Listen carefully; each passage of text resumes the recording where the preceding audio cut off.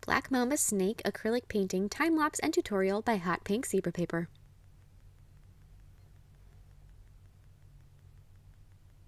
Hi guys, in today's video I am going to be showing you a time-lapse and tutorial for a Black Mamba acrylic painting, and this was my husband's Christmas gift for this year, and I will hopefully be able to squeeze in a little moment to tell you a story about that in the voiceover during the video, because it's kind of funny because your daddy was being silly. So I hope you guys like this quick little painting, and don't forget to click subscribe to see all my future videos as well.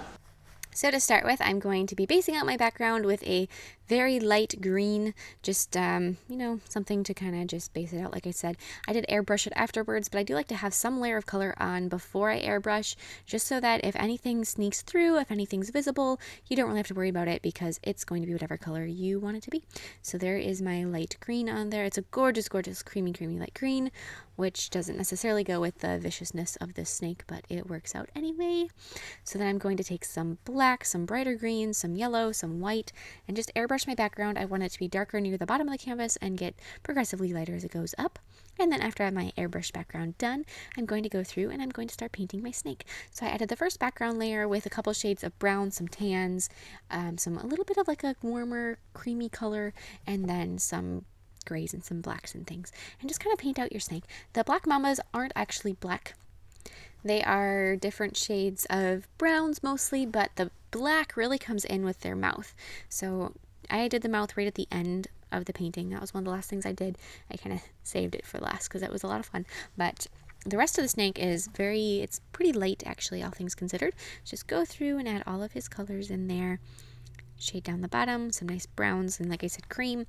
And with my snake, I did the majority of my detail, and if you're thinking like in camera terms, the focused part of this is going to be on the face of the snake. And then progressively as it goes down his neck and into his body, I went less and less details, more fuzzy, more soft looking.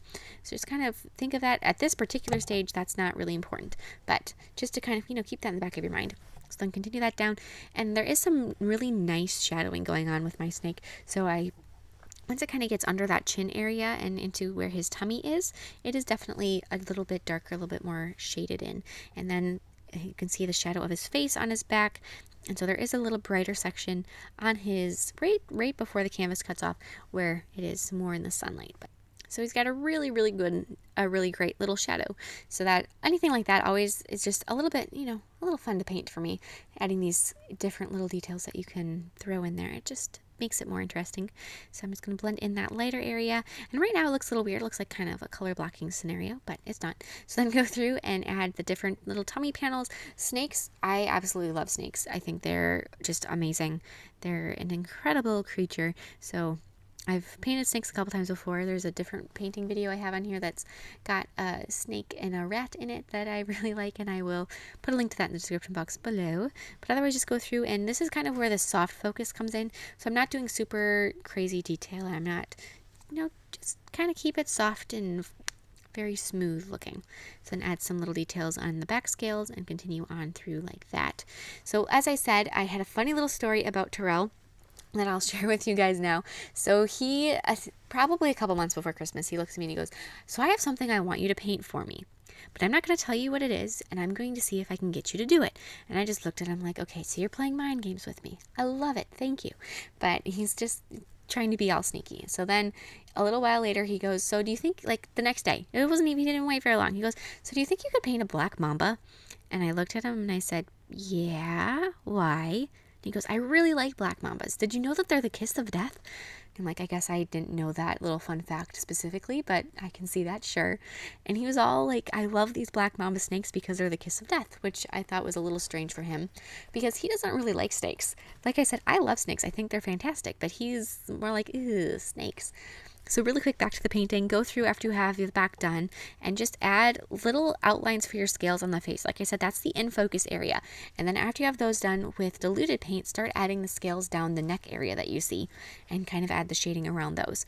So now back to my snake story. So Terrell's all, "Yeah, I want this snake because I love them so much." And I knew that wasn't true. And so I'm just thinking, what a weirdo. But I'm like, all right, fine. For Christmas, I'll paint him his snake, and I'll do it when he doesn't know. And so he's surprised about it. So I started to do just the basic, most minimal research on black mambas to find out that Kobe Bryant, one of Terrell's absolute favorite basketball players, also goes by the Black Mamba. So I'm like, well, of course he wants a Black Mamba snake. It has nothing to do with him liking the snake. He just didn't think I would paint it if I realized it had something to do with basketball, which, you know, obviously he didn't put much thought into this, because as soon as you Google Black Mamba, all you get is stuff about Kobe Bryant. So anyways, he just thought he was being so sneaky, and it was one of those things where it's like, are you goofball? But anyways, he got his snake and he was very happy with it. So after you have those back scales got their little shadow on there, go through and highlight all of them. As you can see, these aren't nearly as intense or as focused as the face will be momentarily, or even as it looks right now with those nice crisp outlines. Then go through and start adding little highlights to all of those face scales and just kind of blend them in. You don't want there to be like this drastic definition between the different levels of details. You want it to just kind of smoothly blend from one area to the next. So just try to kind of continually add more and more crisp detail the closer you get to his nose as you go, and just work on that. And there is different types of scales as well. So there's a definite change in scale between like their chin and their like head scales into their body scales.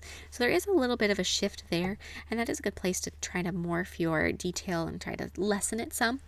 So that also kind of helps you out. Add some shadows around the scales and some shadows on your snake as in general with some diluted black paint. Add in a little bit of a shadow for where the nostril is, right on those scales, right kind of on the side of his face, just to kind of make it look like he's got that little indent there. And around the eye scales, he's got some eye scales that kind of flick out a little bit, so those are fun. And then go through and you can start painting the inside of the mouth.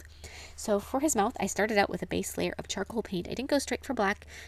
If you start out with black, there's no way to darken it anymore, so you're kind of at your max there. So if you start out with something like a darker gray or charcoal color, then you have some place to go with that. So then add in some black in there. You know, you do actually have to add in black. And I also use some purple and some gray. The purple just kind of brings out some extra fun color into it, and it makes it really show up and really contrast really well with your green background. It makes it just kind of pop a little bit. So that's fun. I like to add those little fun little colors in there every once in a while. Add his teeth. So they're pretty heavily shadowed. They're actually fairly light in color, but just because of where they're placed underneath his mouth and where the light is coming from, his teeth still look pretty dark. His nice, cute little fangs. And then I'm going to be painting his eye. And for his eye, I started with the same creamy green color that I used in the background. Added some grays and some at his pupil. Add some little shadows in there, some highlights. Just kind of blend those in. Just gotta keep going. Add some little details going out from the eye. There's some highlights in there just to kind of brighten that up. Got a very reflective eye. Add some highlights on his scales, some actual nice little bright white lines to make him look a little bit shiny here and there every once in a while. Like I said, just to make him look shiny and really, really crisp looking, like he's a little bit dewy maybe. Early morning snake dew. Yeah. So I hope you guys like this painting as much as myself and Terrell. We have a nice collection of paintings going. So don't forget to check out my Facebook and Instagram to see more of my art, and I will see you in my next video. Bye!